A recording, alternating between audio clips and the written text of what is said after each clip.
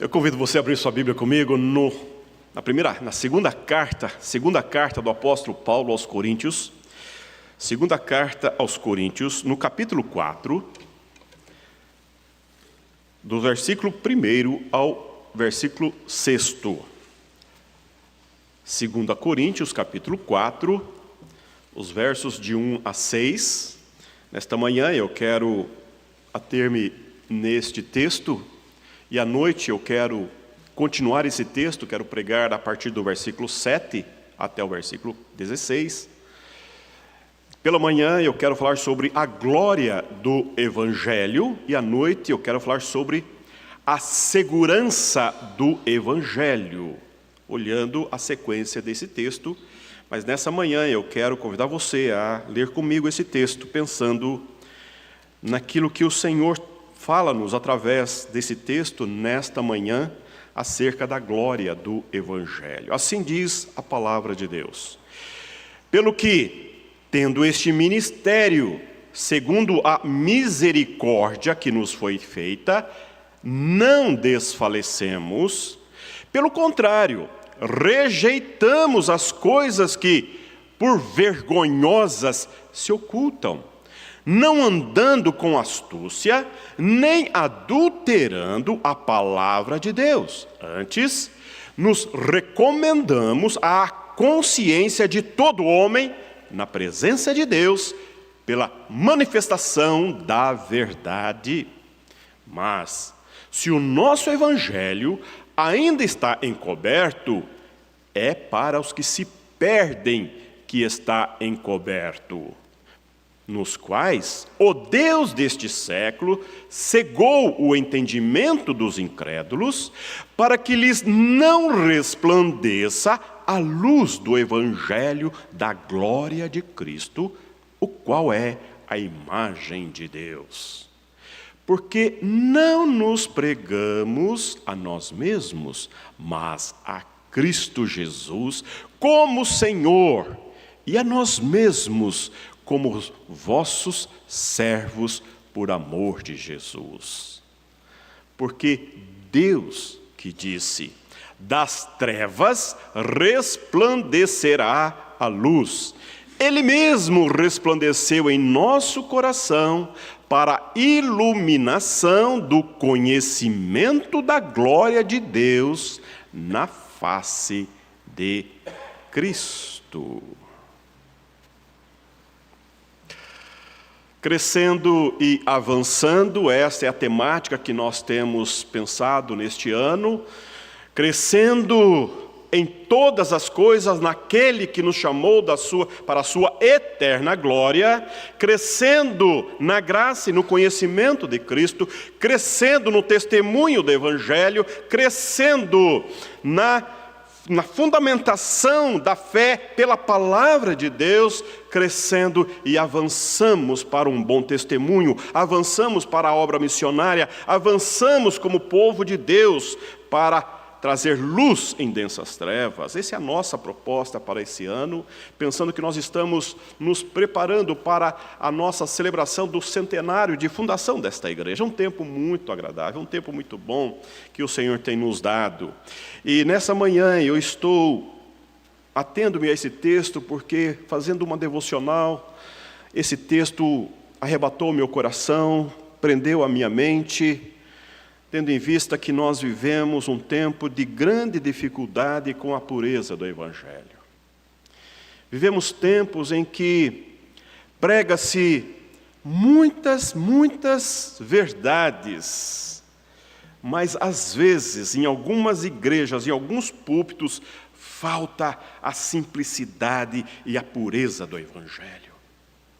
Às vezes, até pela demanda daqueles que querem ouvir, prega-se, fala-se tantas coisas bonitas, agradáveis, tantas coisas que fazem bem à alma, ao coração, à mente, apazigua a mente, mas não é palavra de Deus.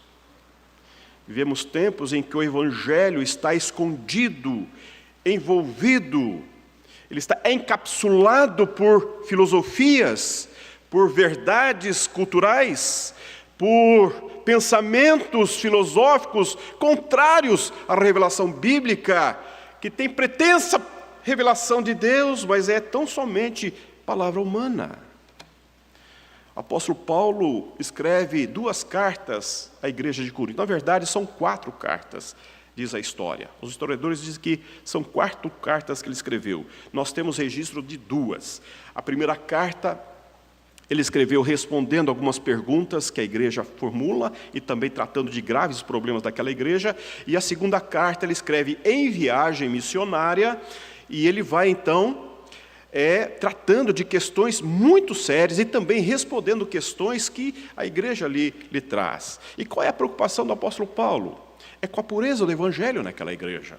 A pureza do evangelho naquela igreja porque infiltrou-se na igreja homens com a sua filosofia, com seus conceitos, com o seu judaísmo, com as suas ideias contrárias à palavra de Deus, e em tendo contato com o evangelho de Cristo Jesus, começou a desconstruir na mente da igreja o evangelho que o apóstolo Paulo, por 3 anos consecutivamente, ali pregou. Ele plantou uma igreja, em 3 anos ele pregando o evangelho, na sinagoga, nas praças, na rua, em todas as circunstâncias, em todo momento, ele ali pregando o evangelho, juntamente com seus 2 companheiros. Agora, quando ele sai da igreja, a liderança acolhe, acomoda, envolve pessoas que não pregam o mesmo evangelho, a pureza do evangelho do apóstolo Paulo. Então, esse texto ele vai defender o evangelho e ele vai falar do que causa o evangelho genuíno e o verdadeiro evangelho na vida da igreja. E aqui ele diz que o evangelho não é produto de mente humana, mas é da revelação divina.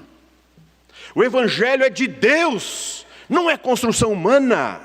Sua origem é no céu e não na terra. A sua oferta é graciosa, seu poder é irresistível, a sua evidência é luminosa, é luz para os homens.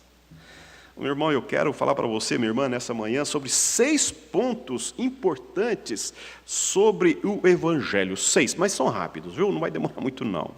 Primeira verdade que nós encontramos aqui: o evangelho é concedido pela misericórdia divina e não pelo mérito humano.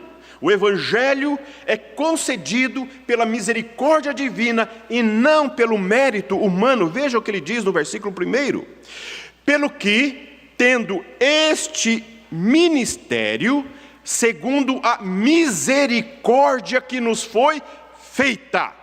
Paulo foi um implacável perseguidor da igreja. Ele está falando das verdades eternas que entraram, que fincaram raízes num coração totalmente cheio de religião, sem uma concepção. Ele estava em densas trevas nos seus conceitos religiosos, perseguindo Cristo e a igreja de Cristo. Ele não buscava a Cristo, não o buscou. Foi Cristo que o buscou, foi Cristo que o comissionou para a pregação do evangelho. Ele parte desta verdade pessoal, que o evangelho não é fruto de lucubração humana, fruto da sua mente humana, mas ele entende, ele defende, ele apregou que o evangelho é obra de Deus, pela sua misericórdia. Veja o que ele vai dizer lá em 1 Timóteo, capítulo 1, os versos de 12 a 17. Veja que testemunho lindo ele fala da sua história. 1 Timóteo, capítulo 1, versículos de 12 a 17. Ele vai dizer: sou grato para com aquele que me fortaleceu, Cristo Jesus, nosso Senhor, que me considerou fiel, designando-me para o ministério. A mim que, noutro tempo, era blasfemo e perseguidor e insolente, mas obtive misericórdia, pois o fiz na ignorância, na incredulidade. Transbordou, porém, a graça de nosso Senhor com a fé e o amor que há em Cristo Jesus. Fiel é a palavra e digna de toda aceitação, que Cristo Jesus veio ao mundo para salvar os pecadores, e ele vai dizer, do qual eu sou o principal. Mas, por esta mesma razão, me foi concedida a misericórdia, para que em mim, o principal, evidenciasse Jesus Cristo, a sua completa longanimidade, e servisse eu de modelo a quantos hão de crer nele para a vida eterna. Assim, ao Rei eterno, imortal, invisível, Deus único, honra e glória pelos séculos dos séculos. Amém. O apóstolo Paulo não está atribuindo assim nenhum valor, nenhuma contribuição, nenhuma possibilidade de que aquilo que ele ensinou àquela igreja, aquilo que ele pregou para a igreja, aquilo que ele colocou como verdade eterna, fosse fruto da sua mente ou fruto da sua elucubração. Pelo contrário, ele diz, eu sou o pecador, e dos pecadores eu sou o principal, eu sou o maior, porque a graça abundou, a graça operou, o evangelho me alcançou, eu estava perdido. E é interessante, ele vai dizer, não foi eu que encontrei Cristo, eu não estava atrás de Cristo, ele não estava perdido, eu é que estava perdido, eu que me encontrava perdido em trevas, eu que estava nessas trevas, foi a graça revelada de Deus em Cristo Jesus que me alcançou. Nada sou. E quando ele fala de si, ele fala, eu sou o principal pecador. E aí, meu irmão, minha irmã, ele vai dizer, em vez de lhe dar o castigo merecido, Deus, em sua misericórdia, o fez ministro do Evangelho e transformou a sua vida. Não foi Paulo quem conquistou o Evangelho, mas foi Jesus que o conquistou e subjugou a sua vida para a glória de Deus. Este é o poder do Evangelho. O Evangelho, como diz Paulo, é o poder de Deus. O Evangelho é do alto, o Evangelho é do céu. O Evangelho não aproveita nada do ser humano, a não ser a miséria humana. E ele veio justamente pela nossa miserabilidade. Em segundo lugar, o Evangelho nos dá força para enfrentarmos o sofrimento. Essa é a glória do Evangelho. Se nós temos a glória do Evangelho que veio do céu, é divino, é de Deus, o Evangelho nos dá a força necessária para enfrentarmos o sofrimento. A parte B do versículo 1, ele vai concluir dizendo, não desfalecemos. Ele fala desse ministério que ele recebeu segundo a glória de Deus, a misericórdia de Deus, e ele fala, não desfalecemos. Ele está apanhando da igreja, ele está sofrendo muitos ataques frontais ao seu caráter, à sua pregação. Ou seja, tudo o que ele está falando e fazendo, tanto em Corinto quanto em todas as igrejas, agora está sendo confrontado, desdito, desconsiderado e colocando em xeque toda a sua pregação e as bases da sua vida. E então ele fala, mesmo com isso, nós não desfalecemos. Porque Paulo, meu irmão, minha irmã, você sabe que ele enfrentou todo tipo de sofrimento. Ele sofreu perseguição, ele sofreu rejeição, ele sofreu oposição, sofreu abandono, sofreu apedrejamento, sofreu açoite, sofreu prisões, tantas outras coisas Paulo sofreu. Nada disso, porém, foi capaz de desencorajá-lo, porque o chamamento divino é sempre acompanhado da capacitação divina. Por isso que ele vai dizer, eu vou gloriar-me na minha fraqueza. Eu vou gloriar-me na minha fraqueza, porque quando eu sou fraco, então o poder de Deus se revela em mim. Capítulo do versículo 7, ele vai falar uma pérola. Ele vai dizer, temos esse tesouro em vasos de barro, para que a excelência do poder seja de Deus e não nossa.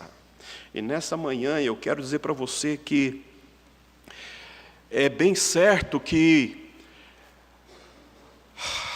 a nossa vida, a nossa família, os nossos processos existenciais não são imunes à dor, ao sofrimento, aos embates, aos prejuízos, às perdas. Nós somos muitas vezes açoitados pela história, açoitados pelas circunstâncias da vida. Às vezes o dia amanhece tão agradável, tão ensolarado, o céu aberto, mas de repente ele se torna negro, escuro, densas trevas, e às vezes nossa alma mergulha numa condição tão horrível que nós não desejamos.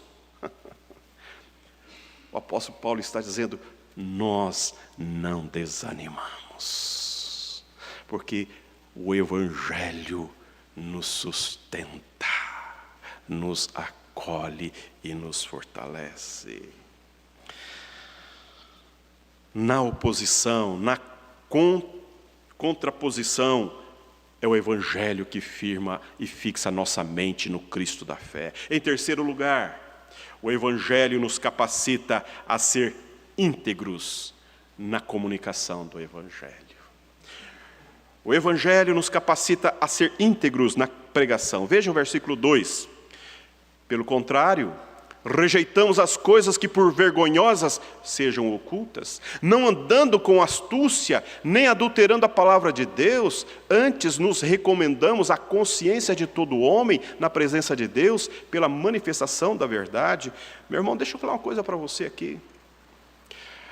O verdadeiro e o genuíno cristão caminha em paz, certo e seguro que nada é o que é. Tem as suas fragilidades, as suas inconsistências, as suas incongruências, as suas idiosincrasias. Somos o que somos. Então não há necessidade alguma de ficarmos nos escondendo com mentiras, com desverdades, com astúcia, usando de artifícios e subterfúgios indignos, impuros, para tentar enganar alguém ou algo, não adulterando a palavra de Deus para torná-la palatável, desejável, acolher as pessoas. Pelo contrário, o Evangelho deve ser lido na nossa vida, na simplicidade da vida, na leveza da vida, no dia a dia da vida. Ele vai dizer: antes nos recomendamos a consciência de todo homem na presença de Deus. Ou seja, o cristão vive na luz, caminha na luz, não se esconde através de mentiras e de descaminhos, enfrenta a palavra, é corrigido pela palavra, é confrontado pela palavra, se expõe ao confronto da palavra, se coloca à obediência à palavra, e pela palavra anuncia o Evangelho. A argumentação do apóstolo Paulo aqui é bem positiva, ela não é combativa. Ele apresenta a sua situação de vida e não a dos seus opositores. Ele salienta alguns pontos, eu quero dizer rapidamente para você nesse tempo aqui. Ele diz que o cristão verdadeiro vive na luz. Ele fala que os falsos obreiros têm motivações opostas ao Evangelho, tais como promoção pessoal, lucro financeiro, comodidades e aplausos. Há tantas pessoas que querem crescer, avançar, e então por conta disso querem o Evangelho, buscam o Evangelho, às vezes olham para os crentes, olham para a estrutura familiar de muitos cristãos e percebem que há algo diferente, há algo bacana, algo que faz sentido, há valores bem consistentes e bem firmados que são atraentes. Mas, quando se deparam com a realidade e a pureza do Evangelho, não querem pagar o preço, não assumem o preço que o Evangelho impõe, não estão sujeitos a submeterem-se aos valores e princípios do Evangelho. E aí, por conta disso, vão encontrar aqueles que são ávidos, afoitos, a oferecer-lhes aquilo que buscam. O Evangelho palatável, uma palavra doce, uma palavra adocicada, que não é o Evangelho, que não é a palavra de Deus, que não coaduna com as verdades bíblicas. E aí, por conta de desejo de promoção pessoal, são tantos pregadores que ocupam os púlpitos das igrejas aí, são tantas pessoas que estão aí na mídia, buscando ganhar dinheiro com o Evangelho, falando coisas lindas que muita gente aplaude, gosta e celebra, mas que não são verdades bíblicas. O apóstolo Paulo está falando exatamente disso.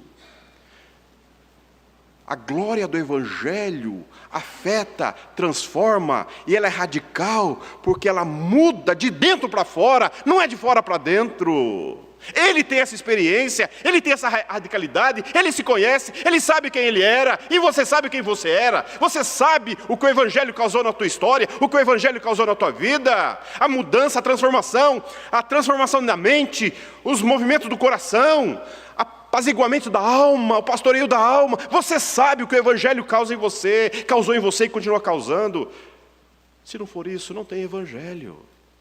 E hoje nós vivemos uma cultura ávida, desejosa de lidar com as tragédias da vida com boas palavras, sem pagar o preço de provocar mudanças profundas e significativas na vida.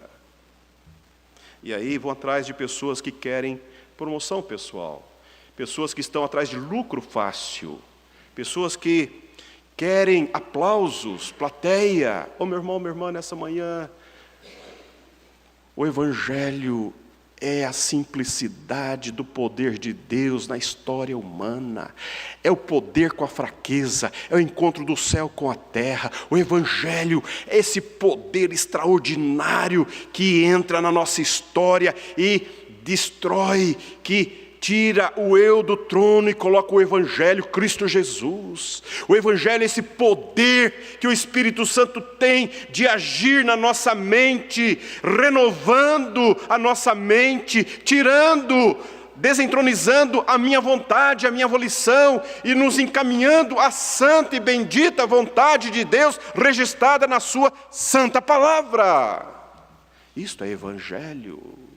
Não são palavras adocicadas, não são palavras bacanas, bonitas de se ouvir, palatáveis aos nossos ouvidos, mas são palavras eternas que transformam, que renovam, que curam, que trazem-nos aos pés da cruz. Isto é Evangelho. A glória do Evangelho. Esses homens que estavam na igreja de Corinto não estavam interessados em santidade, em compromisso de fidelidade com Deus, na salvação das pessoas. Eles estavam atrás de seus próprios interesses e desejos pessoais. Hoje é tão comum no nosso tempo, na nossa cultura, pessoas que apropriam-se de púlpitos, de lugares que deveriam ser lugares consagrados à pregação do Evangelho, para falarem tantas coisas que são até interessantes, mas não é Bíblia, não é palavra de Deus. Porque o verdadeiro cristão vive na luz, e porque ele vive na luz, as suas trevas se dissipam. O cristão verdadeiro não usa truques para pregar a palavra. O apóstolo Paulo usa uma palavra chamada astúcia. Essa palavra, ela é sempre utilizada no Novo Testamento de modo pejorativo, de modo negativo. Astúcia é um modo pelo qual se esconde uma verdade atrás de uma mentira. Astúcia. Conta-se meia verdade. A verdade não é plena, a verdade está por trás daquela mentira bem colocada. Essa palavra é usada lá em Gênesis, quando Eva, pela sua astúcia, pela sua sagacidade, enganou Eva e Adão. O verdadeiro cristão é genuíno, ele é escancarado, ele é simples, ele lida com a verdade, ele trabalha com a verdade simplesmente. Não é uma pessoa que está associado a qualquer forma de engano, de engodo, de mentira. Nos seus negócios, no seu casamento, na sua paternidade, na sua relação familiar, na igreja. O cristão é isto. O apóstolo Paulo está falando da glória do Evangelho que causa em nós uma vida digna do Evangelho, uma vida decente para a glória de Deus. Ele está desconstruindo na vida da igreja, na mente da igreja, pessoas astutas que estão enredadas por interesses escusos, usando a igreja para autopromoção, para interesses pessoais. E ele fala, são astutos? Não, nós devemos ser simples como a pomba e prudentes como a serpente. Ele está orientando a igreja acerca disso, e nessa manhã eu preciso dizer para você, meu irmão, cuidado com o que você ouve por aí, cuidado com onde você empresta o seu ouvido, para quem empresta o seu ouvido. Há muita gente pregando, hoje está na moda o pessoal que é coaching, não é? Há tantos pregadores que são mais coaching do que pregadores do Evangelho. Falam tantas verdades, afirmações bonitas e emprestam um vocábulo rico, mas se passar pelo crivo do cânon é tudo poeira, asnice pura, não se sustenta. Às vezes nós acordamos de manhã meio tristonhos, ao invés de irmos para a palavra de Deus, irmos à oração, nós corremos atrás desses infelizes aí, ordinários, homens e mulheres também, que estão usando o Evangelho para autopromoção, para interesses pessoais, porque o verdadeiro Evangelho pacifica, ajusta, integra, porque é graça pura, é graça pura. Ô meu irmão, minha irmã, viva na simplicidade do Evangelho. O Espírito de Deus que habita em você, é Ele que te conduz à verdade, é Ele que te revela a verdade, é Ele que te convence do pecado, é Ele que te convence da justiça. Vá para a palavra de Deus, viva a simplicidade do Evangelho, sem escamoteamento. Não queira algo que Deus ainda não lhe deu, não almeje coisas que ainda não é para você. Fique na palavra e na simplicidade e singeleza da palavra de Deus. Não se enrede com pessoas que você não conhece, e até conhece às vezes, mas acha tão bonita a palavra. O verdadeiro cristão vive a simplicidade do Evangelho. O cristão verdadeiro não adultera a palavra para ganhar ouvintes. Adulterar é torcer o significado e misturar a palavra de Deus com outras ideias próprias do secularismo. Ele está dizendo que o Deus desse século cegou-lhes o entendimento, a fim de aplicar de forma errada os ensinos e exigências de Deus, a fim de atrair seguidores para si e não para Deus. Nós não formamos discípulos para a Igreja Presbiteriana da Silva Jardim. Nós não estamos atrás de membros para a Igreja Presbiteriana da Silva Jardim. Não. Isso não faz sentido para nós. Nós não estamos pregando o Evangelho, a palavra de Deus, prestando culto para que outras pessoas acessem-nos e nós vamos ficando cada vez mais.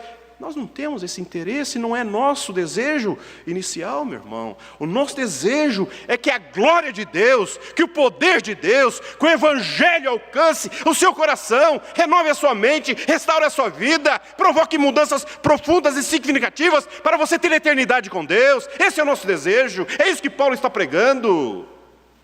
Fique atento, ouça a palavra de Deus. Nós não podemos falsear o Evangelho. O verdadeiro cristão vive na pureza do Evangelho. E outra ideia aqui, o cristão verdadeiro vive de forma transparente na presença de Deus e dos homens. É isso que Paulo está dizendo. O Evangelho não necessita de reforços a fim de torná-lo mais aceitável ao paladar das pessoas, porque o Evangelho é a verdade eterna de Deus, imutável. O mesmo Evangelho que o apóstolo Paulo pregou a muitas igrejas e cidades no primeiro século, é o mesmo Evangelho que nós devemos pregar hoje.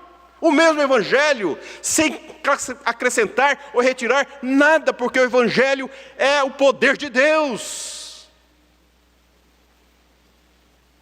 Ainda que eu venha a cair, a quebrar nas minhas fragilidades, inconsistências, não se pode retirar o que é o Evangelho. Porque o Evangelho é esse tesouro em vasos de barro. E você sabe da sua inconsistência, você sabe da sua dificuldade. Por isso que é muito importante, quando você quer de fato que o Evangelho alcance as pessoas, você pode até trazê-la para a igreja, pode até trazê-la, olha, vamos assistir o culto, vamos lá. É uma boa ideia. Mas a melhor forma de você falar do poder do Evangelho para a pessoa é falar do seu testemunho.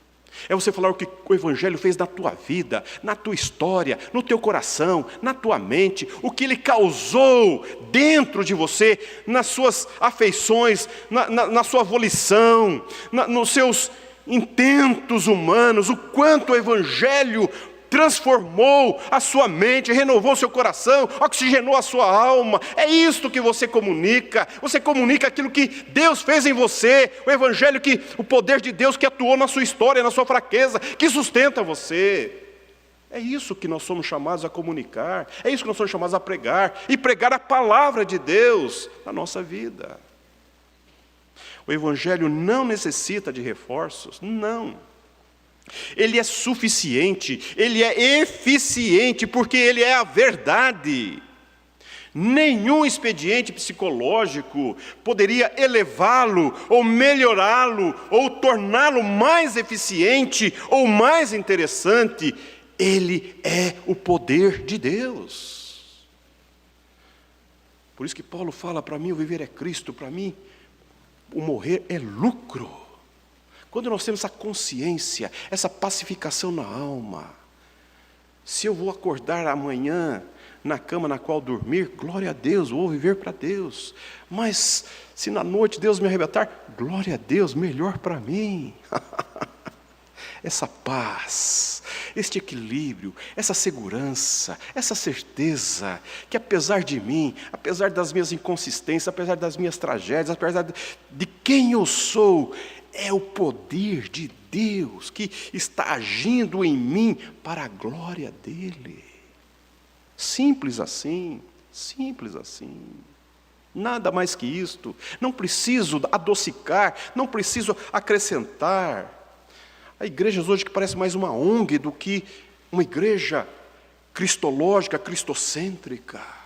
A igreja parece mais um palco de show do que um púlpito que prega a palavra de Deus. Há tantas novidades, há tantas esquisitices, há tantas atrações.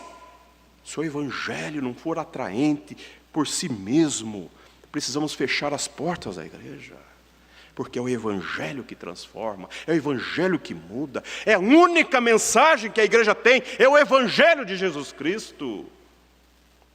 Porque o verdadeiro cristão vive na verdade. O Evangelho nos adverte de terrível oposição de Satanás. Veja a bela advertência que o apóstolo Paulo traz acerca da ação do diabo. Versículos 3 e 4. Veja lá. Mas se o nosso Evangelho ainda está encoberto, é para os que se perdem que está encoberto, nos quais o Deus desse século cegou o entendimento dos incrédulos, para que não lhes resplandeça a luz do Evangelho da glória de Cristo, o qual é a imagem de Deus. Eu quero dizer para você que o ser humano decaído tem mais facilidade para acreditar em mentiras do que na verdade. É uma coisa, a mente está deturpada. O Evangelho permanece encoberto aos que se perdem por causa da cegueira causada por Satanás sobre eles. Esta é a razão, esta é a razão. Isso tudo está nos planos de Deus, tudo debaixo da soberana vontade de Deus, porque é Deus que no seu tempo revela a luz.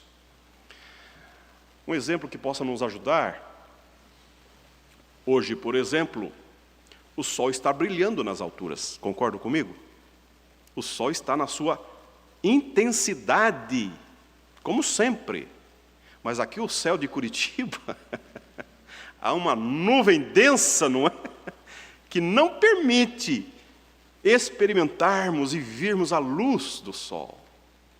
Para muitas pessoas a vida é isto. É cinzento. É escuro. Densas trevas. Há pessoas que passam a vida assim. Não encontram gozo, leveza, sossego, quietude, paz. Sempre preocupado, ocupado, ansioso.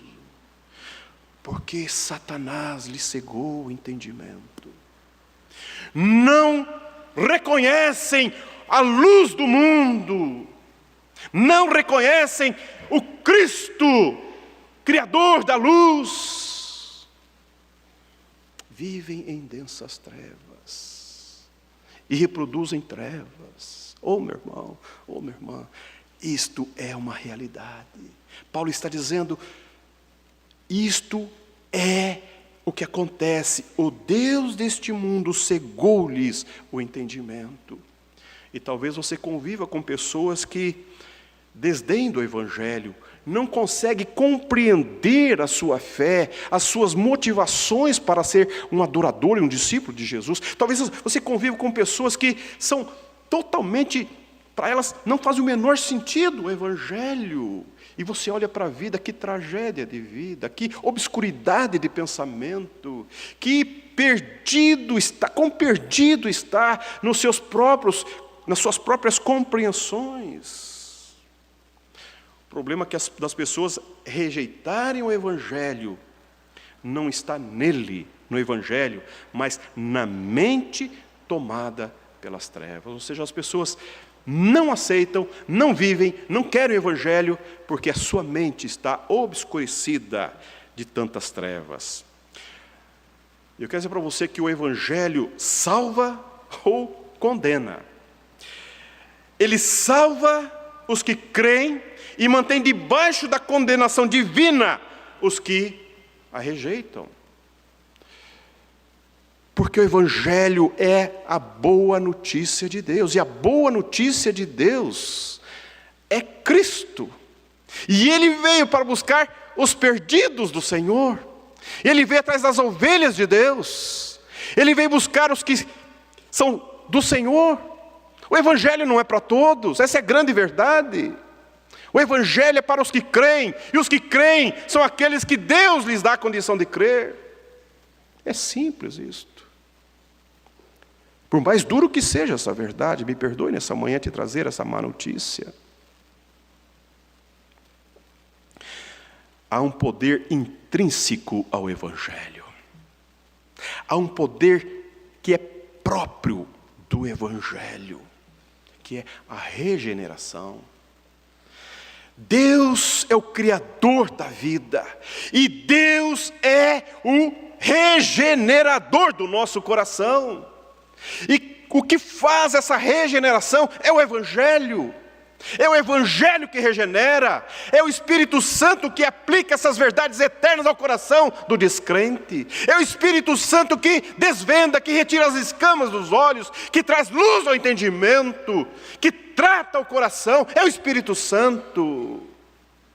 Se não for essa ação divina, na inconsistência, na fragilidade humana, nós permanecemos em densas trevas. Isto é Evangelho. O poder é do Evangelho, não é do pregador. O poder é do Deus e não do ser humano. O poder está no Cristo da fé e não na fé. Por isso que há muitos pregadores que não pregam o Evangelho, porque querem deter o poder, querem enclausurar o poder, querem usurpar o poder. Numa boa conversa, num bom discurso.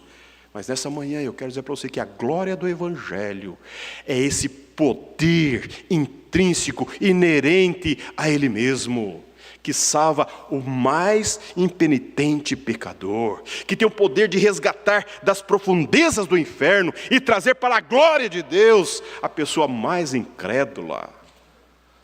O apóstolo Paulo é um exemplo disto.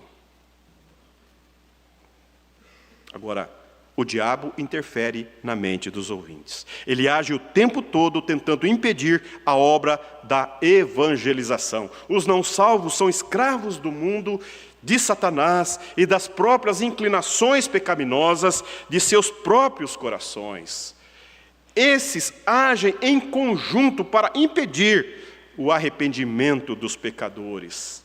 O diabo ataca os incrédulos com cegueira espiritual, já falamos disso. Ele é o príncipe das trevas. Os que são perdidos não são capazes de entender a mensagem do Evangelho. Meu irmão, minha irmã, por isso que nós somos chamados a viver pela perseverança. Por isso que nós cremos que nós perseveramos na fé, porque é esse poder que nos sustenta nas mãos de Deus. Não somos nós que nos colocamos nas mãos de Deus, é Deus que estende as suas mãos a nós. Não sou eu que busco a Deus, é Deus que me encontra. Não sou eu que sou transformado, que me transformo, é o Espírito Santo que me transforma. Isso me dá paz, isso me dá segurança. A boa obra que Ele começou, Ele vai completá-la até o final. Não há participação humana se o Espírito Santo não agir. Paulo vai dizer que é Ele que opera tanto o querer quanto o realizar. Uma prova evidência disso é a nossa santificação, é a nossa santidade. É o desejo que nós temos de sermos mais parecidos com Cristo. Um cristão, um genuíno cristão tem esse desejo. Foge das trevas, foge da aparência do mal, não coaduna com o mal, não se coloca em situação pecaminosa, não vive na prática do pecado, não consegue permanecer num ambiente onde é hostil ao Evangelho, sem comunicar o Evangelho, sem brilhar a sua luz. É esta graça, esse poder que atua em nós, que nos torna distinto no mundo. Às vezes incompreendidos, às vezes recebemos chacotas, às vezes recebemos bullying. É isto. Às vezes perdemos bons negócios, boas amizades, boas oportunidades, porque somos cristãos. Mas o poder desse Evangelho nos sustenta. Nos sustenta. Nós precisamos falar isso aos nossos filhos. Os nossos filhos estão sendo bombardeados a todo instante com mentiras diabólicas que muitos pais estão ensinando aos seus filhos. Nós precisamos ensinar aos nossos filhos a viver pelo Evangelho. A viver na obediência à simplicidade do Evangelho. Não lançar os olhos buscando o crescimento que a cultura quer, que a cultura exige, mas buscar o crescimento e o avanço que Deus tem para nós pelo Evangelho, submissos ao Evangelho, porque o que nos sustenta é o Evangelho. Quando eu penso na figura de Jonas, não é? Um missionário, um homem que estava numa reunião de oração da igreja, um homem que estava ali, e Deus fala com ele, e Deus chama ele e fala: Jonas, sai daqui, vai para lá. E então a igreja aplaude: olha aí, nós temos um missionário entre nós, Deus chamou um crente, que bênção esse menino, um menino que está aqui conosco, um menino crente, que bênção esse menino. Impõe as mãos sobre ele e fala: vai Jonas, vai pregar o Evangelho para aquele povo incrédulo. E ele foi rapidamente para onde? Para fugir da presença de Deus. E essa é a grande tragédia nossa às vezes, meus irmãos. Nós queremos fugir da nossa responsabilidade, fugir do nosso compromisso, e nos esconder de Deus. Colocarmos-nos num lugar, numa zona de segurança, onde Deus não nos enxerga, Deus não nos vê, como se isso fosse possível. Esta mediocridade que ocupa a mente humana Medo de perder, medo de sofrer, medo de enfrentar, medo disso, medo daquilo, essa covardia, esta indignidade que às vezes rouba o nosso coração, que impera na nossa mente, e não temos a coragem de darmos um bom testemunho, de darmos uma santa palavra, de fazermos uma oração diante da circunstância tão opressora que o amigo está vivendo. Pastor, ora, vai lá no culto de oração, vai lá. Meu irmão, põe a mão na cabeça do abençoado lá e ora por ele. Põe a mão na tua própria cabeça e abençoa a sua vida, meu irmão. Porque o Evangelho é o poder de Deus. O Evangelho nos mantém longe da presunção, porque o foco da pregação é Cristo e nunca o próprio pregador. Veja lá o versículo 5. Porque não nos pregamos a nós mesmos, mas a Cristo Jesus como Senhor, e a nós mesmos como vossos servos, por amor a Jesus. Paulo está dizendo, olha, eu sou servo de vocês, eu não prego a mim mesmo. Eu estou aqui para servi-los, é isso que ele está dizendo. Eu estive entre vocês, entre vós, servindo-vos pelo poder de Deus, pelo Evangelho, a quem eu amo. Sou servo de vocês porque eu amo o Cristo do Evangelho. Por isso que eu não prego a mim mesmo, diferentemente daqueles que estavam lá.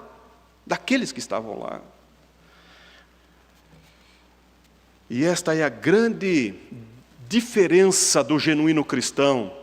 Quando ele vai comunicar algo da palavra de Deus, ele não fala de si, ele não esboça valores pessoais, adjetivos de apreciação pessoal, não, porque ele não é o foco da palavra, ele não é o foco da pregação. Quando você vai evangelizar, não fale de você, fale do que Deus fez em você, fale da obra de Deus na tua vida, fale a partir das suas fraquezas, das suas facilidades, das suas inconsistências, porque é isso que você é isso que você tem. O que você tem é poder, é glória, mas é de Deus, não é sua. É obra do Espírito Santo na tua vida, não é sua, não é de você. O verdadeiro cristão tem essa consciência e vive nessa consciência. E adota o estilo de vida a partir dessa verdade, dessa realidade. Quando nós sofremos perdas e prejuízos, a quem recorremos? A Deus. Deus, o Senhor é soberano. Eu não tenho controle, mas o Senhor tem. Eu estou nas tuas mãos. E quando nós celebramos conquistas, quando nós avançamos, quando nós recebemos promoção, avançamos nos estudos, na atividade profissional, nós vamos para Deus. Deus, louvado seja o teu nome, porque o Senhor é que agiu poderosamente na minha vida.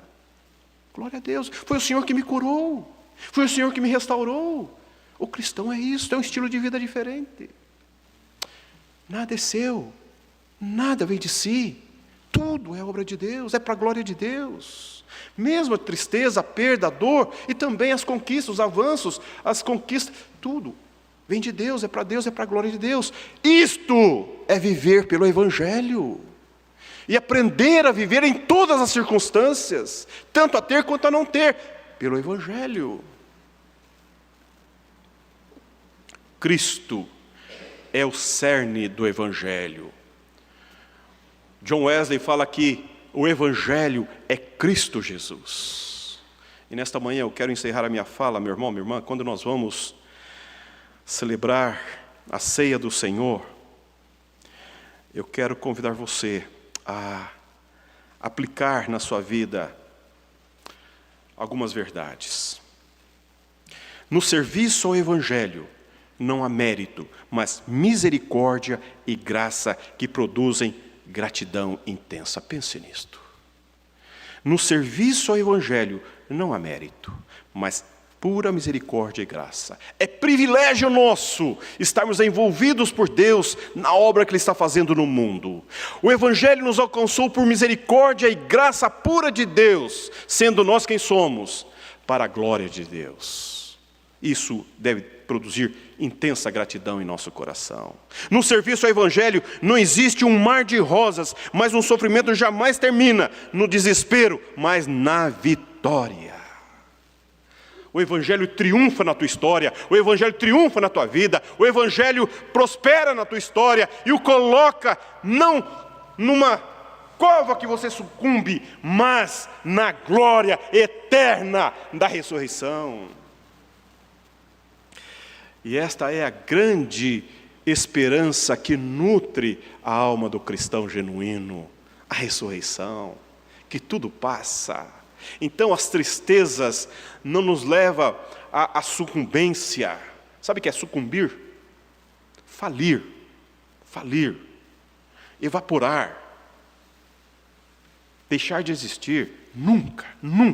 Nós não conjugamos esse verbo sucumbir, porque nós tombamos em pé. Quando caímos em pé, porque nós caímos para a ressurreição. E isto é glória do Evangelho. Nós não ficamos no sofrimento, nós não ficamos na dor, nós não ficamos prostrados. Nós vamos estudar isso hoje à noite. Eu quero convidar você a ouvir algo sobre isso a partir do versículo 7. Abraçar o Evangelho não é o fim da criatividade, mas o começo da eternidade. Quem anda no Evangelho não teme a Satanás, porque o poder do Evangelho dissipa o poder de Satanás. O poder da luz sobrepõe as trevas, porque as trevas é uma antítese da luz, onde a luz não há trevas. E o poder do diabo é inoperante, ineficaz na luz de Cristo. Quem tem o foco no Evangelho sabe que somos vasos de barro e que o tesouro é o Evangelho que Deus guardou dentro de nós, para a glória dEle. Meu irmão, eu quero convidar você nesta manhã a participar da mesa do Senhor com esta verdade gloriosa do Evangelho que o apóstolo Paulo apregou-nos nesta manhã. Que você tenha alegria, paz, serenidade, tranquilidade, porque o Evangelho alcançou você. O Evangelho do céu entrou na sua história e transformou a sua história para a glória de Deus. Vamos ouvir o coral mais uma vez.